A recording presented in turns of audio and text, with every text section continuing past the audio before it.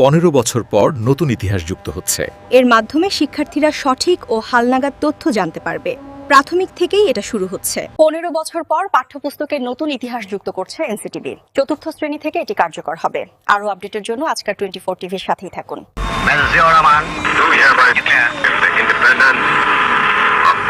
1971 সালের 26শে মার্চ দিবাগত গভীর রাতে চট্টগ্রামের কালুরঘাট বেতার কেন্দ্র থেকে স্বাধীনতার ঘোষণা দেন তৎকালীন মেজর, পরে বিএনপির প্রতিষ্ঠাতা জিয়াউর রহমান। পরের দিনও এমন ঘোষণা দেন তিনি। ওই কালুরঘাট বেতার কেন্দ্রের কলাকুশলী এবং বহনযোগ্য ট্রান্সমিটার দিয়ে শুরু হয় স্বাধীন বাংলা বেতার কেন্দ্রের যাত্রা।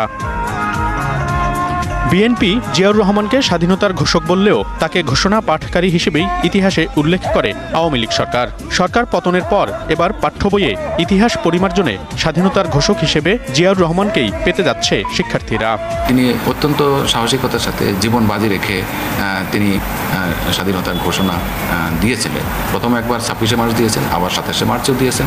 সুতরাং আমরা এই তথ্যগুলি আমরা জাতির পাঠ্যপুস্তকে যথাযথভাবে সন্নিবেশ করার জন্য আমরা মনোনিবেশ করেছি। এই পরিমার্জনের মাধ্যমে আমরা যথাযথভাবে ইতিহাস তুলে ধরতে পারবো শিক্ষার্থীদের কাছে। গত সময়ে শিক্ষার্থীরা পাঠ্য বইয়ে সঠিক ইতিহাস জানতে পারেনি।